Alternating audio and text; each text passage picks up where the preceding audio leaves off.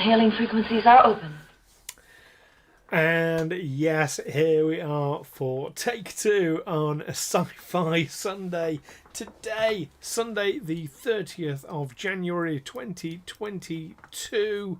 I'm your host, Stu Jackson, and hopefully we can get through this. Oh my goodness, I'll be deleting that previous attempt from YouTube and Twitch because it all went horribly wrong. It's been that kind of week, it's got to say, which is why it'll be a slightly reduced version of Sci-Fi Sunday today. I know last week I did promise you the deep dive on the Vulcan race from Star Trek. That's going to be put forward until next week now, unfortunately. Simply have not had the time and opportunity. Likewise, for Grabthar's Toolbox, the Build the Enterprise, the next section due is section 21. Again, I've just not had the opportunity this week to get that done. So my sincere apologies to all of you, and I beg your forgiveness on that. But what I am planning to do instead is next week and for several weeks thereafter, because I'm quite far behind in the general build itself, I'm going to be doing two sections at a time until I get caught up. So hopefully that's going to make up for it. And like I say, you will be getting the Vulcans next week. What we do have this week, though, we're not devoid of material for today's show. We have our fan focus interview, and it's a great one this week. Somebody very near and dear to our hearts here in Hailing Frequencies. You'll be finding out in just a moment. Thanks, Captain Quinn. Welcome back. Yes, indeed.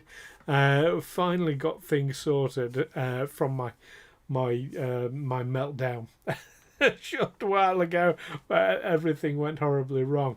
So we do have a fan focus. We have the Divine Treasury. We have an unboxing of an Eagle Moss Hero Collector Star Trek model.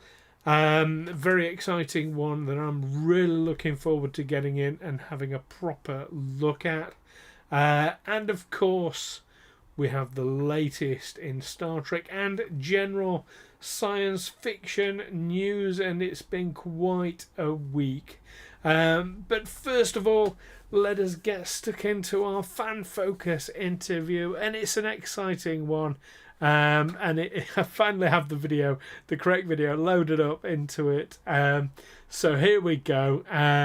Let's head on over and have a look.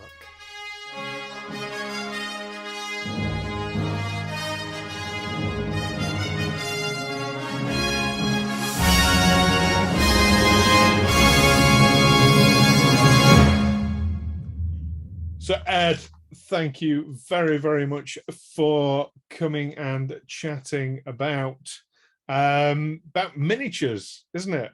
Yes, or it can be very generic, but I think probably the hook in for me, which was Warhammer 40,000, which is sort of behind me. There he is. And Space Marines on the T-shirt as well. Yes, that's which got me into miniatures painting, and then of course into historicals and fantasy and everything else, and of course Trek miniatures, which we make great use of here on the Hailing Frequencies channel. Absolutely. So coming on to, is it gaming with miniatures that's your big thing, or painting the miniatures, or is it just like a mixture? Do the two go hand in hand? Yeah, with me it's very much both. Obviously I probably spent a lot more time painting and modeling than doing the gaming itself. Particularly the past couple of years, a lot more painting time than gaming, which is good. The pile of plastic shame is being slowly whittled away just to add more stuff to it. But yeah, it's a balance. It's a balance of the two. Our own particular gaming group does sort of darkly comment that unpainted miniatures roll no dice. So we always make sure that things are painted to play with. I like that. I like unpainted miniatures, roll no dice. I like that. So with miniature, let's say with miniature gaming, then, because obviously the painting is a means to an end in that regard, right? So I'm an alien. I've never visited the planet Earth before. I've just landed on the White House lawn. I've come round to see you for a cup of tea because I know you're the man for the cups of tea. Definitely for tea. And you're going to explain to me what miniature gaming is as an alien who's never been on Earth before. Yeah, I mean, you assume every race has got some sort of tabletop gaming, but you just simulating war where the only thing that gets hurt is small plastic models. Or we settle our differences on a field of honor that's about 6 foot by 4 foot across, using dice to randomly determine the results of things that could happen.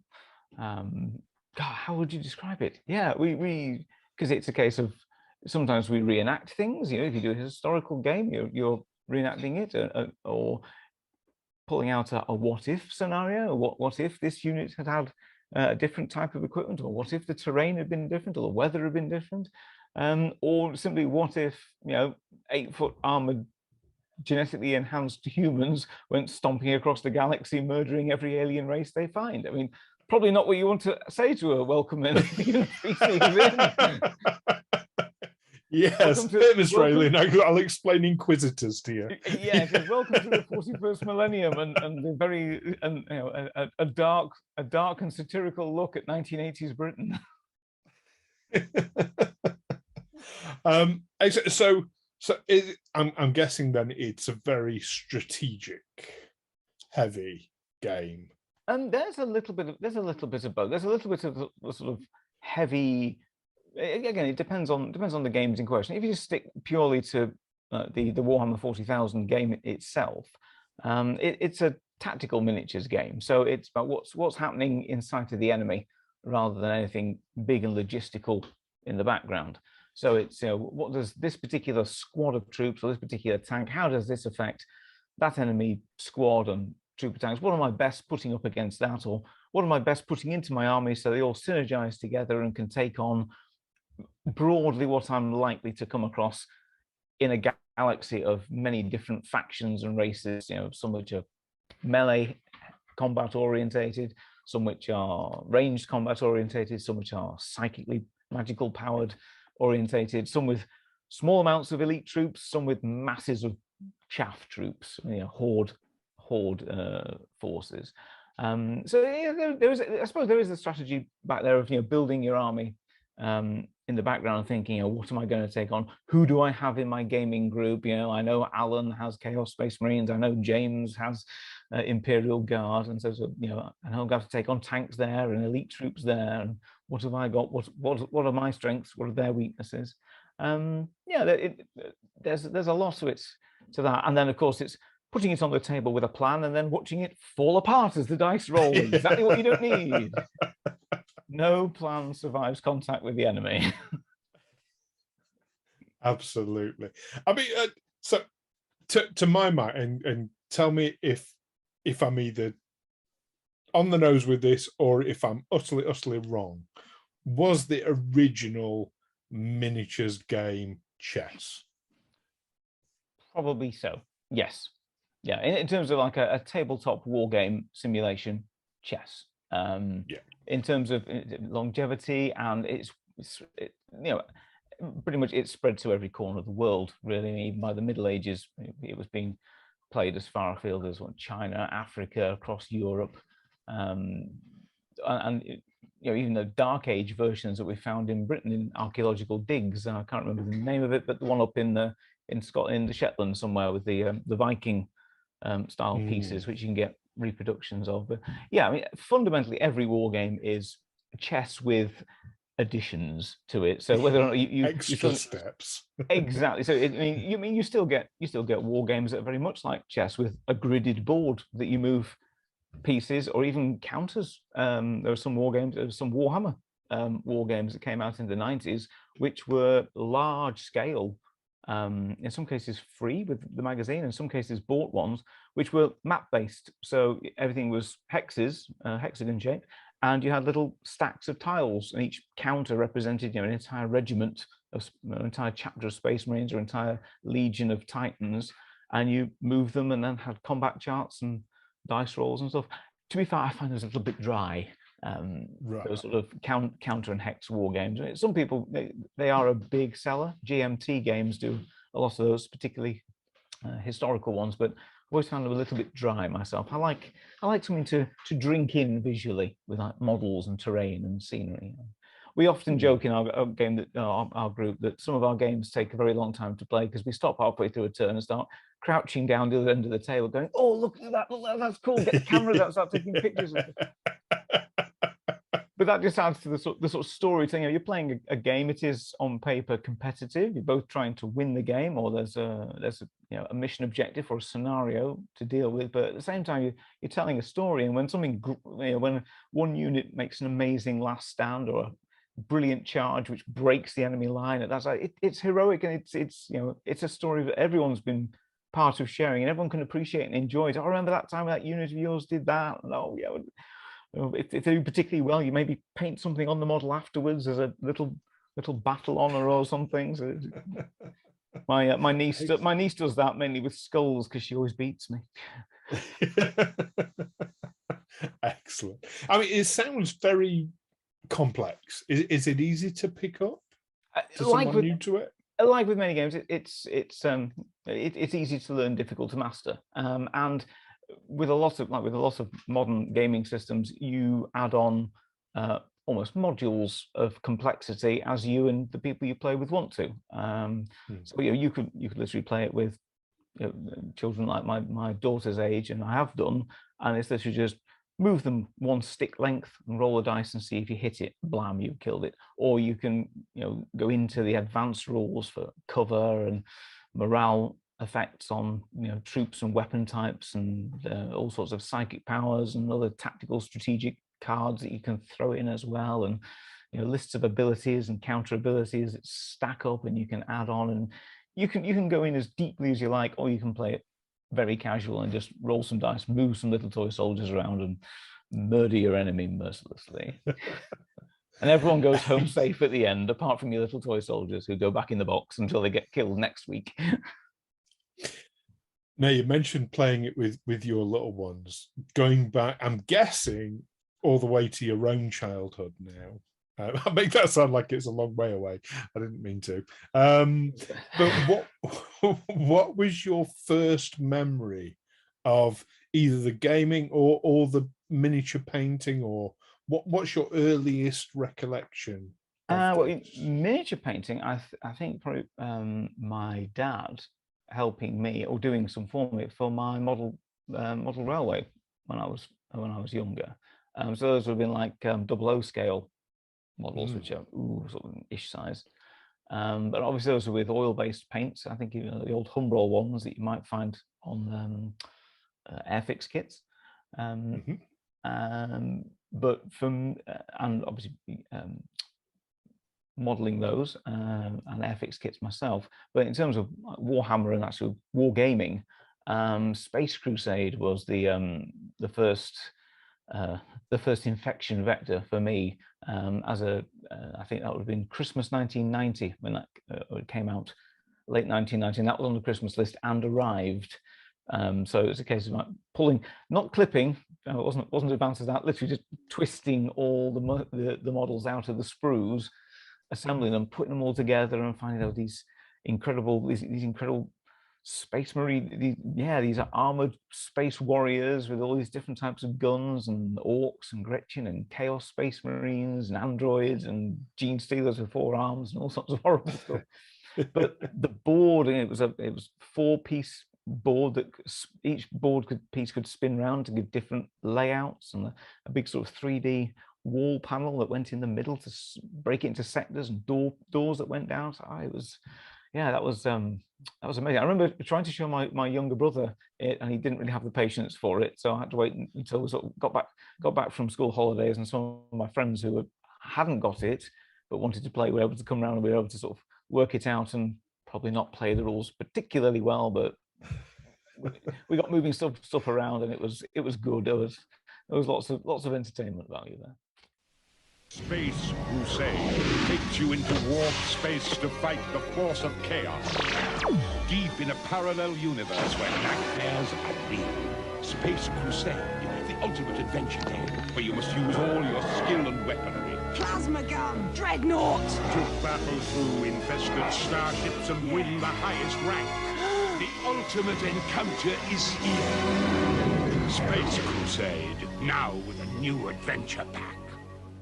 It wasn't for a while. It was a few years before I actually started painting the miniatures themselves. And as with many, my first attempt was with oil-based Humbrol paints and was not very successful.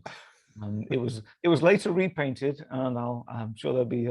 I have evidence of it. I've still kept that original model somewhere. And more recently, I've actually repainted my original Space Crusade set in my more current style to be used, so that me and the girls can game with that now or when they're a little bit older as well. So you've been painting for a long time now. I think that's fair to say. Very nearly 30 years. Very early 90s. I think 93 was when I first got like the proper paints for this. So yeah, it'd be late 1993 or 94. No, 93. I started painting, sort of more seriously getting into it. And with a little bit of a gap at university when I was still painting but just didn't have much time to, pretty much ever since.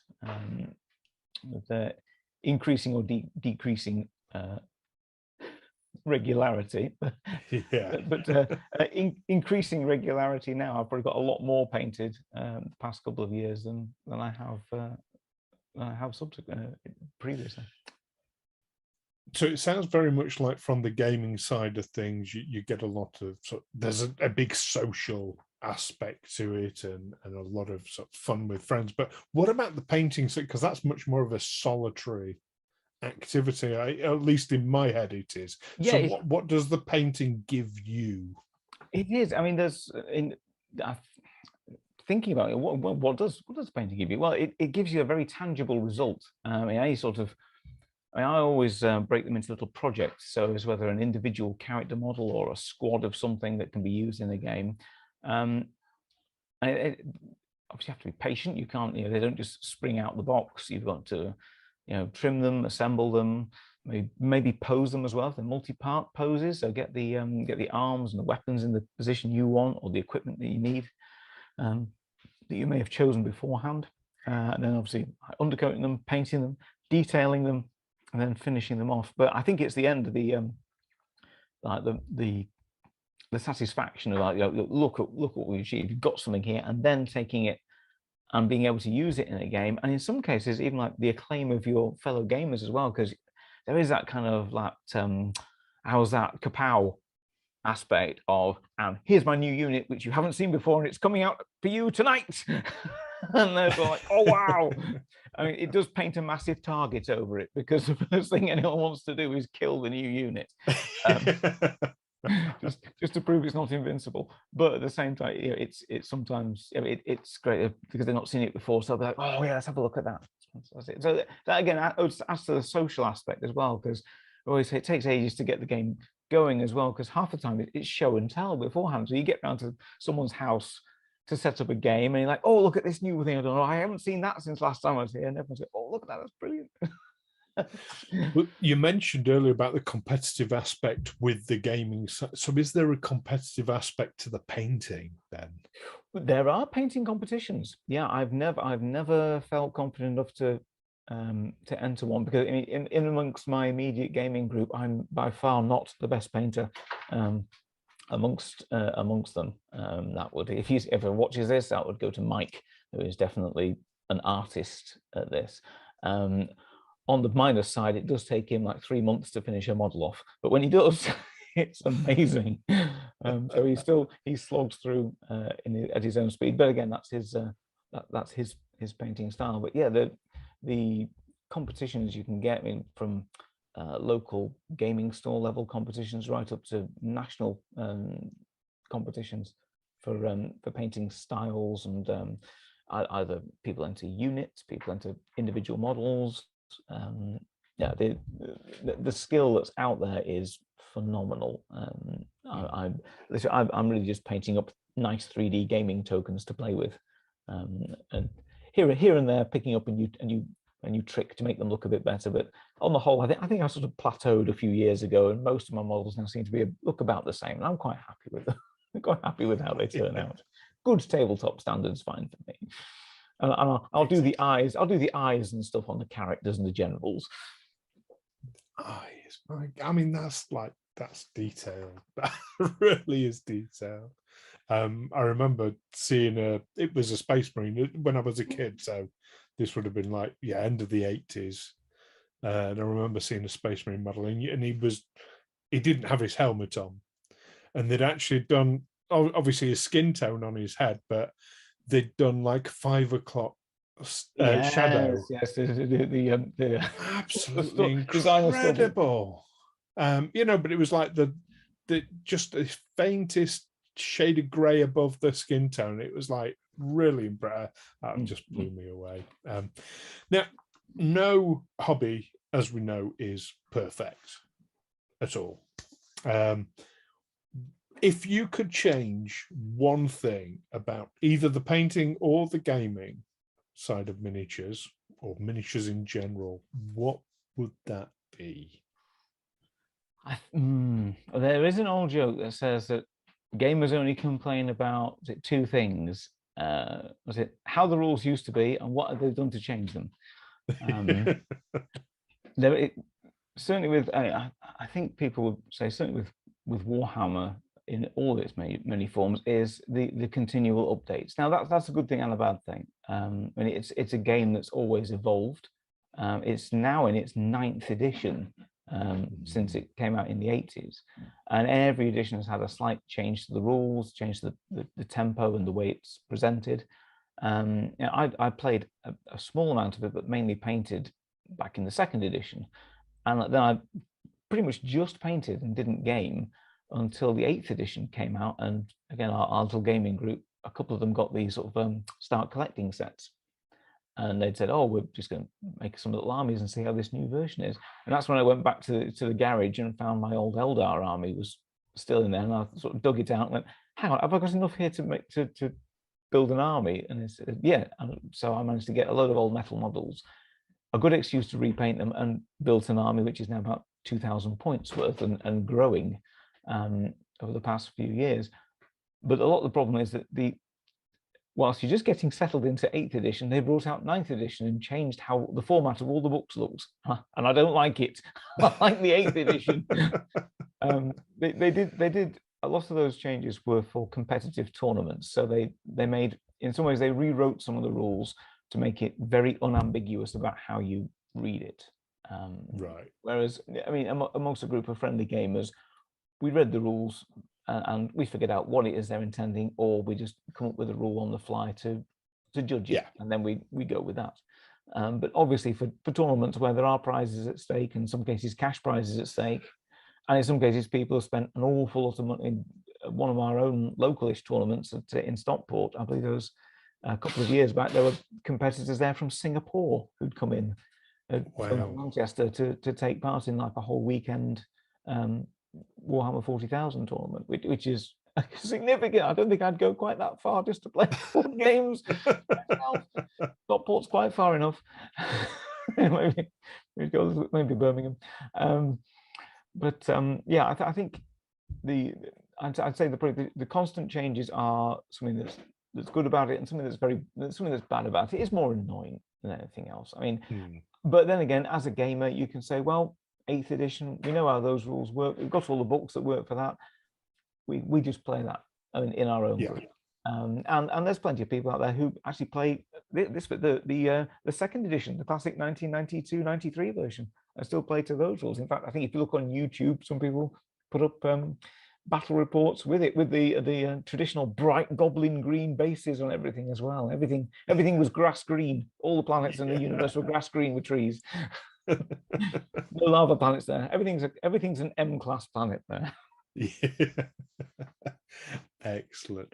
So if there's constantly changes coming through, and I mean I remember I can remember original lead models. I'm going back obviously a long time now, and then the metal ones, and then they start producing the plastic kits like you mentioned. So on the gaming side, yeah, there's always going to be changes. But what about the painting side? You say you used to paint with oil paints, and that's evolved. Yeah. What's next? What's down the road? What changes can we expect on the painting side? Well, technology has advanced. I mean, from the obviously the oil-based paints were never really a thing officially with, for example, Games Workshop products. They were always shown painted with acrylics, and for many people who start off, going to acrylic paints for the first time is a great revelation. They just wash off with water. They get really nice flat colors. They mix nicely. So you don't need white spirit to get them off your brushes afterwards. So that was for me, that was the great revelation, and it was something that we actually we took further, because my dad took what I was doing painting as a teenager. I was like watching, because he was a very talented in art anyway, and towards the end of his life he became an icon writer for a church that he was involved in, an Orthodox church, and he sort of practiced some of the icons using some of my acrylic paints to get like the right mixes. And he'd come in and say, "Oh, I need this color for that robe," and he said, "What's that one?" I was, "Oh, it's Goblin Green." It was it's Chaos Demon Red. Is that, "Oh, you go and get some of that then."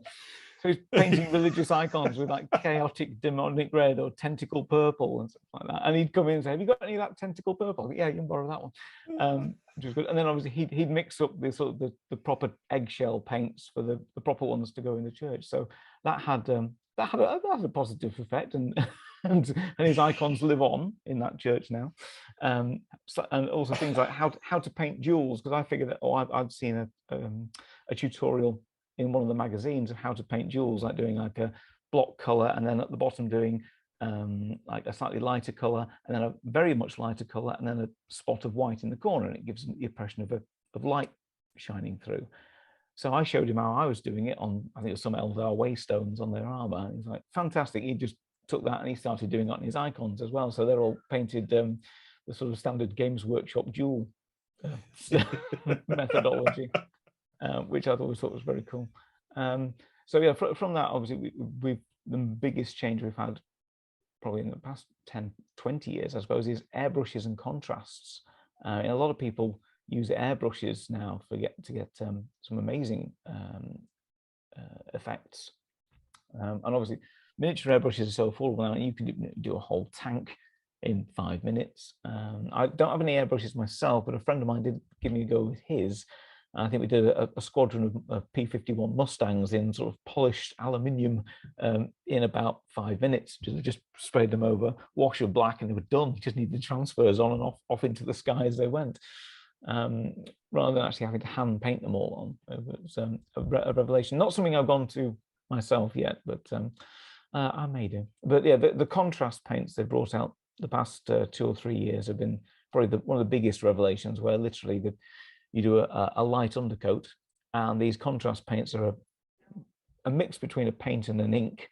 And when you literally just paint them on one layer, fairly thick, leave it to dry, the viscosity of it means it sinks into the recesses and comes off the edges. So with one paint, you get shade, highlight, and base color all in one stage, and leave it, and it's done.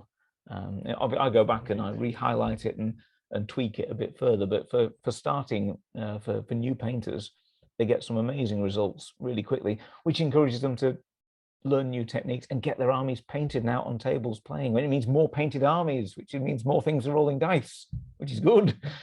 So I tested that on my niece who was getting into painting. So we did her whole Space Marine army in just contrast paints, and from that I was able to then start saying, right, I'll have one of those contrast paints for me as well, and that's a good one to have. So it worked well. So that's probably the future. When we think a blend of contrast and traditional is what a lot of people are using now. But a really good way of getting stuff painted very, very nicely with at a very early stage of your painting skills. You can get good results quick. So without contrast paints then, simple question now, quick question for you. Dry brushing or washing? Both. Why not both? Why not indeed? So it depends on the model, depends on the area of the model. So I mean, for example, I would something with hair. It was very like as a wizard I did the other week. He had the like long flowing mane of hair. Oh, how we wish. Memories. And yeah, that was a very simple contrast actually, and then a dry brush and then a wash. So contrast to get the basic depth of color and lighter color, and dry brush over the top just to highlight it, and then just a wash just to sort of blend the two together and sort of make them less harsh, make it more like hair rather than armor plate. Yeah, little three-step stage and a nice result, and then just leave it, because you can keep going and keep going, and eventually you say, no, that's it, we're done. Get it on the table. Brilliant. So if somebody wants to, you mentioned like you're a member of a group, a gaming group, and there are various gaming groups around. Where could people, if they wanted to get into this as a brand new fledgling person in the hobby, where would they go to find out more information? Well, the internet is probably the best place to start. I mean, if for example, if miniature gaming generally, I mean, there's so much out there, but I would always say have a look and find maybe a local friendly game store that runs gaming evenings. And certainly near me, Element Games is a great place to start in Stockport. They have a whole gaming center attached with dozens of tables, and if you go in there for an afternoon, there'll be people playing all sorts of games. So fantasy games, sci-fi games, historical games, card games even. But if it's miniatures games that you were interested in having a look at, you can have a look at what people are playing. And then what's most important is to go for what inspires you, what really gets you.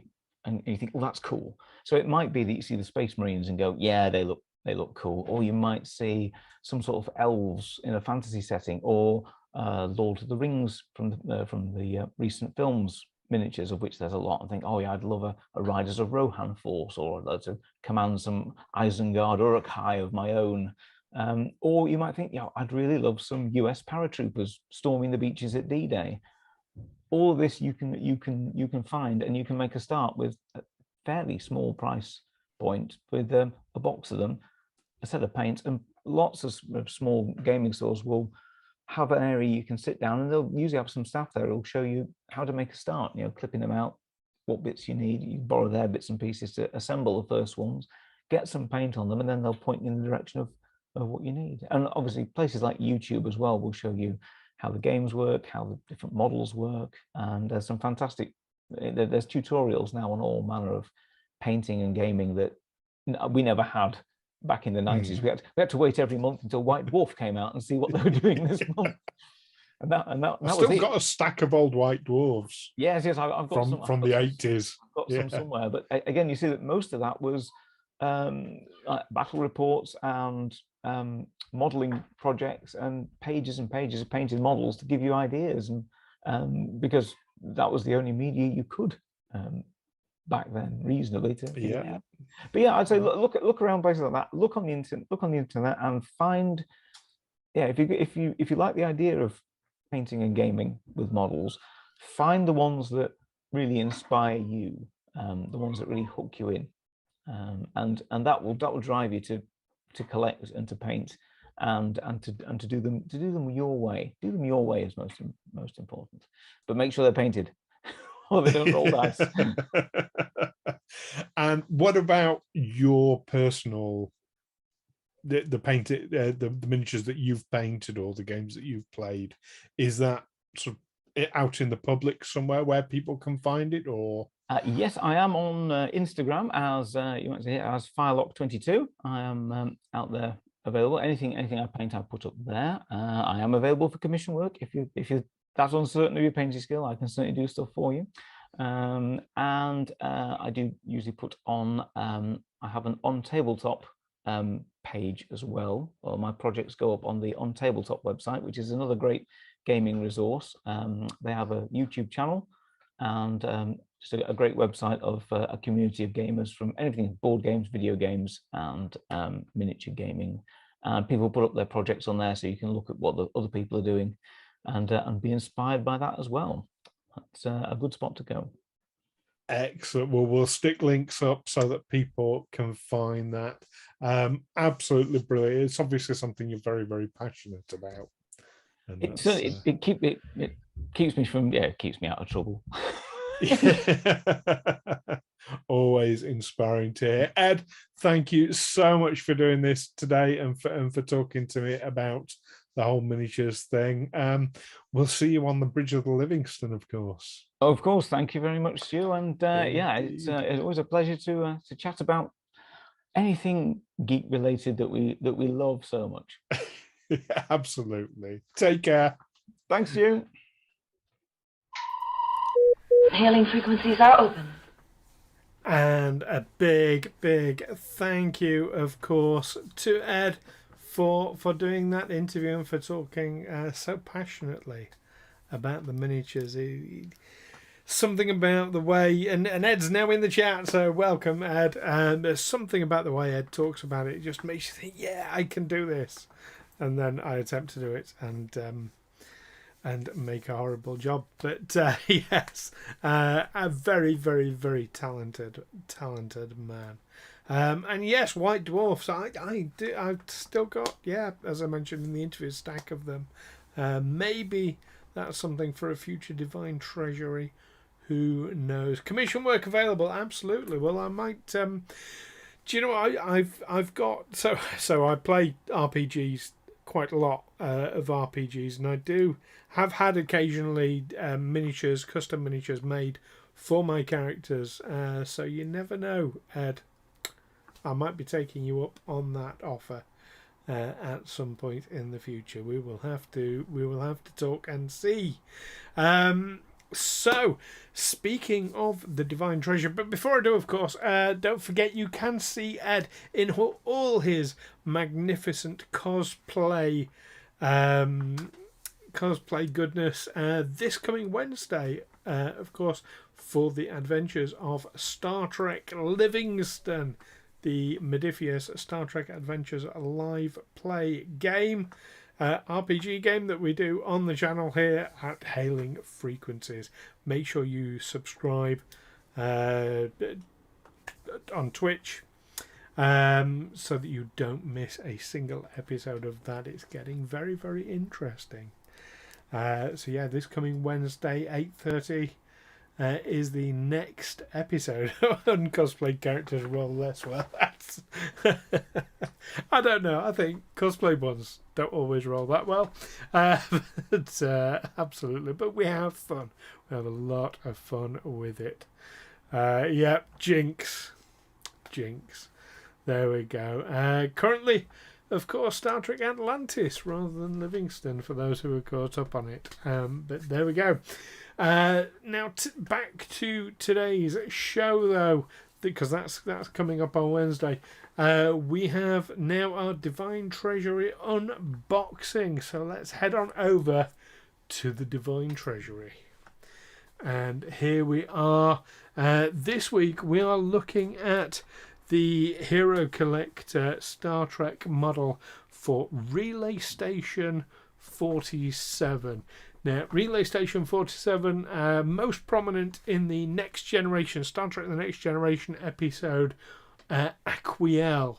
It's where all the action happens, is on Relay Station 47, where the Klingons are coming along and bullying the occupants and what have you. But it has appeared in a couple of other episodes as well throughout Star Trek. It's appeared in the database of, or schematics for it have appeared in the database of the Defiant in Deep Space Nine, and most recently in Discovery. There's an episode, No Bowl for Karen, is it Sharon? Is it Sharon or Karen? The river in hell. I always get it's Charon. I always think it's Sharon or Karen, and I always forget. I always get confused. But anyway, no ball for that. Where, of course, they're mapping out star charts to try and find Spock, and Relay Station 47 appears in one of those star charts. It's Sharon, is it? Okay. Indeed. Lots of people in the Livingston crew. But it is the same, and of course named after Dante's Inferno. Is it Dante's Inferno? It's the like the river Styx, and the Sharon is another river. Anyway, that's not what we're talking about here today. We're here to unbox this Relay Station model. So here we are with the packaging. We've got nice pictures of it as always. Not much more else you can say about it, really. Let's just get on and open it up. So being very careful. I know some people prefer to peel these stickers back. I prefer to cut them in case it tears the cardboard. I'm always scared of tearing the cardboard, so I'd rather trim them and cut them. So here we are. We have a magazine, as we often do, with the specifications. There we go. Looking at production photos of it, the background of it. So overall, of course, it is Relay Station 47. 47, something I talked about on a previous episode in some depth. 47 keeps cropping up time and time again due to an in-joke from one of the writers. There we are. So that's the magazine. Always nice to get. Let us have a look at the actual Relay Station. So here we are. It looks less fragile than what I would have expected, to be honest. There's a lot of die cast to this, so the main body appears to be die cast most of the way down. This part's die cast, as is the strut.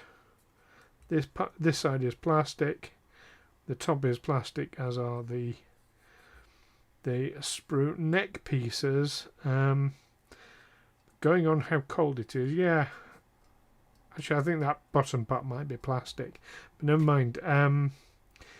This is a very nice model. I'm going to bring the camera in a bit closer to have a look, so you can see the Aztecing on it. A lot of detail there. Very, very nice overall. Yeah, I'm quite pleased. It's not as big as I would have expected, given the size of the box. So I'm guessing that will fit. There we go. It'll fit inside the stand like that. There we go. But yeah, yes, I'm pleased with that. Like I said, yeah, smaller than what I would have expected, and it wasn't a cheap model. It's got to be said. I can't remember how much this one was. I think it was about £50. No, might be less. I would have to double check. But yeah, very, very nice. A welcome addition to the collection, for sure. Hailing frequencies are open. Now that just leaves us then today, because as I say, there's no Grab Fast Toolbox today for the Build the Enterprise. That will be next week. We'll do some catching up on it.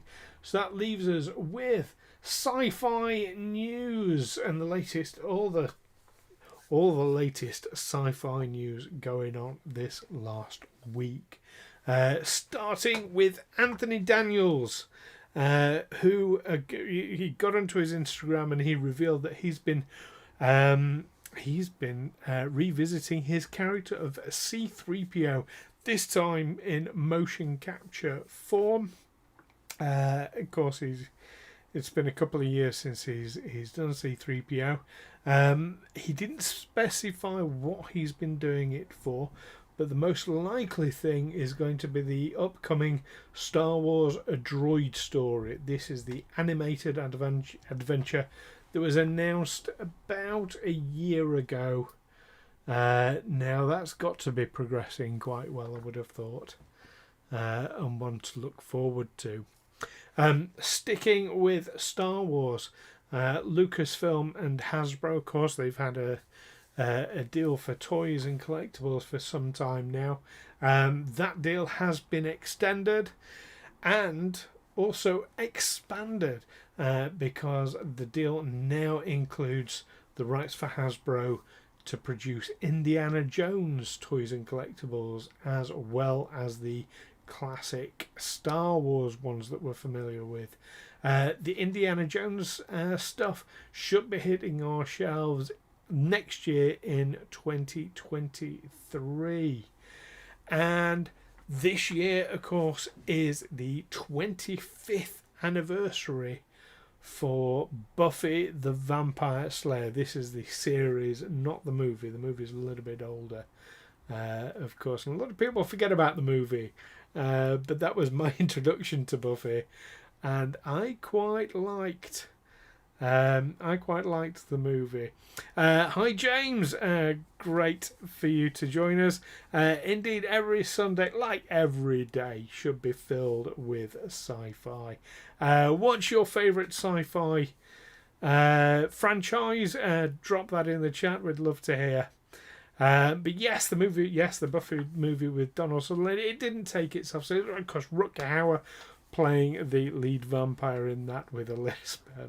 It's quite a funny film, but not to be mistaken for the series. And it's the series, of course, that has the 25th anniversary now. To celebrate that, Boom Comics have released, or are in the process of releasing, a special edition run for the 25th anniversary.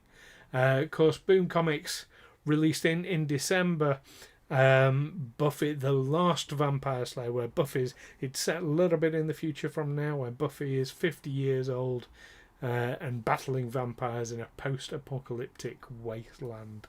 We'll love a bit of that. You only like the film? Yeah, I get that.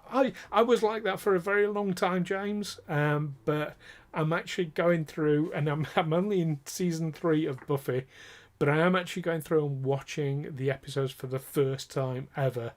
I think that they're not as bad as I thought they were. Let's put it that way. I'm quite enjoying them. But I was originally exactly like yourself. Only like the film. I thought the series, when it first came out, took itself far too seriously compared to the film. That's not as much the case as I thought it was. But yeah, if you've not given it too much, yeah, give it a... Oh, Quatermass and the Alien movie. Oh, go back and watch last week's Sci-Fi Sunday, because the unboxing I did was for the new XL Nostromos. That's both the standard one and the pre-production yellow one as well. So that's there on the Hailing Frequencies YouTube. Sci-Fi Sunday episode 2, where I did those. So yeah. Absolutely. Now on to Star Trek news. This is where we do the bulk of Star Trek stuff. Sticking though with comic books, IDW have released the cover art of their latest runs of Star Trek comic books, with Star Trek Ferengi. The future is female, and that looks absolutely phenomenal. It's got a very sort of 60s camp vibe to it. It looks absolutely brilliant, going purely by the cover, and I do love a good Ferengi story. I'm rather a fan. I know some of it can be a little problematic, but overall I do like a good Ferengi story. We have the IDW Discovery Adventures in the 32nd Century series, showing that there's going to be a lot of focus with Adira and Gray going by the cover, and I think the reports are that we're going to get a lot of their backstory in that series. And of course Mirror War, which is very heavily next generation focused, and the cover shows Picard, Data and Barclay in very much of action poses, and a massive heavy focus of course on Commander Shelby as well. Really, really interesting indeed. And we have had our first look. I know I reported this a couple of weeks ago. Playmates doing a new range of Star Trek collectibles. We have had our first look at the new figures. Now these figures are 1/14 scale and have a whopping 14 points of articulation on them. Absolutely fantastic. We have 3 separate sets. 2 sets of 3 and 1 set of 2. The first set of 3 is from Star Trek II: The Wrath of Khan. You have a Kirk, a Spock, and a Khan in there. We have Next Generation, of course. We have Picard, Riker with his beard, and Data. This is in their Season 3 onwards uniforms with the Nehru collar. And we have 2 figures from the new Discovery collection. We have Saru and Michael Burnham. They're in the Season 1 uniforms, interestingly. Now, as well as figures from Playmates, they have also released images of an 18-inch original series Enterprise that lights up, and it's got sounds in it and what have you. Looks really, really nice. Nice, clear, articulated base on this, compared to the older sort of 90s Playmates ones, which had the fixed bases. This one's articulated. A really cracking looking original series phaser as well. Really looks the part.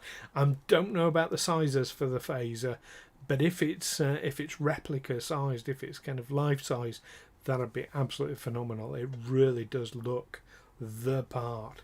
Now we do have to wait a little bit before we can get our hands on these things. They are going to be available online from July this year, and in stores all the way back at the end of the year in the autumn, ready for Christmas, of course.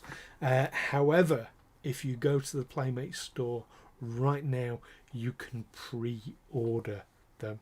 So that's something to spend your money on, definitely. And of course, Playmates being Playmates, they're not stopping there. They are going to be announcing more later this year, so keep your eyes peeled for that. On to nominations that have been announced this last week. So Discovery and Lower Decks have been nominated for 4 Golden Reels Awards between the two of them. Now this is sound effects and sound design awards. Discovery has been nominated for 3 different awards for dialogue and ADR. Now ADR, for those people not in the industry, is when you record dialogue over the top of the original recording. Now as an actor, I've done this many times, where you'll film something sort of, say, live out in a field, and you'll do your dialogue with the other people, and then they get back to the studio. It's like, oh no, we can't use that sound footage because there's an aeroplane going overhead and it's supposed to be a post-apocalyptic thing, true story, and that's happened to me. But something like that. So what happens, the actor has to come back into the studio and re-record their lines exactly in sync with how it was said in the first place. It's not an easy job. I hate doing it. But Discovery have been nominated for an award in dialogue and ADR. They've been nominated for an award in effects and Foley work. Foley being sound effects, basically. And they've been nominated for an award in music as well. Lower Decks, they've been nominated. Now, the Golden Reels have a very simple animated series or short. And that is what Lower Decks have been nominated for. So best of luck to them on that. And a really incredibly well-deserved award. It's an inaugural award. It's never happened before, but the Hollywood Makeup Artists and Hairstylists Guild, at their upcoming award ceremony, have decided to give what they're calling their Chair Award. Now, this is to recognise actors who have done phenomenal work in the field of prosthetics, or, you know, in terms of basically having it put on them and being able to perform through it. But performing through prosthetics is an incredibly skilled piece of work. And Doug Jones, of course, who plays Saru in Discovery, is going to be the first ever very well-deserved recipient of the Chair Awards from the Hollywood Makeup Artists and Hairstylists Guild. So massive congratulations to him on that. Now, speaking of firsts, in the game Star Trek Online, the massive multiplayer online role-playing game set in the Star Trek universe. Over the years, they have had voice actors from the Star Trek universe, like actors all over the place, but they've got a first happening right now, which is Kate Mulgrew. It's her first time on Star Trek Online, and she's come diving in with not one but two characters. She is, of course, playing Admiral Janeway, promoted, of course, from Captain Janeway, and the other character she is playing is Marshall Janeway from the Mirror Universe. This is part of the Shadows Advance storyline, which obviously is a very heavy Mirror Universe storyline that's ongoing at the moment. Indeed, Mirror Janeway. She's Marshall Janeway in the Mirror Universe. There is a Mirror Tuvix, but he's known as Nevok, and he lived. There you go. I like the Mirror Universe a lot. I think Tuvix didn't deserve what happened to him. Anyway, that's a whole other thing. Now, the motion picture, Star Trek the Motion Picture 4K release that I've been very, very excited about. This week we had some new still images released showing absolutely incredible detail and colour remastering on it. It's only a few stills that have come out from it, but I mean, I've just been getting so excited for this, and yeah, the level of detail in these is absolutely phenomenal. So that's one to look forward to. And the last bit of news, it relates to Picard, where we have season 2 upcoming, and oh my goodness, it's going to be very, very exciting. They've dropped a load of photos, a load of stills from it. Of course, we had the trailer released last week. So yeah, it's all coming up, but they have already started talking about season 3. Now, season 3, we have it on very good authority. There's going to be a lot of nods and references to the Kirk movies, to Kirk era movies. So I don't know if season 3 is going to be continuing with the time travel exploits we're going to be getting in season 2. We have to wait and see why that is. But yeah, nods and references to the Kirk movies. And originally the plan was to just do 3 seasons, call it a day there. I think possibly partly due to Patrick Stewart's age, I think plays into that. However, the executive producer and co-showrunner Akiva Goldsman this week has said very candidly that the door for season 4 is being left very firmly open. So it was only going to be 3 seasons. They don't say something like that without good cause. So I'm predicting that they're currently planning season 4 as we speak. Now, it's probably not been signed yet, so they can't confirm it. But I think it is their intention at this point to do a season 4, which will be absolutely phenomenal. Really, really looking forward to that. And I'm so excited for season 2. That's it for us this week. So much to have crammed in. But join us next time when I will be doing that deep dive on the Vulcan race from Star Trek. As promised, that should have been for this week, but just didn't happen. We'll have another fan focus interview. Oh, and it's a cracking one next. I mean, it was a cracking one this week. It's a cracking one next week. You really don't want to miss that.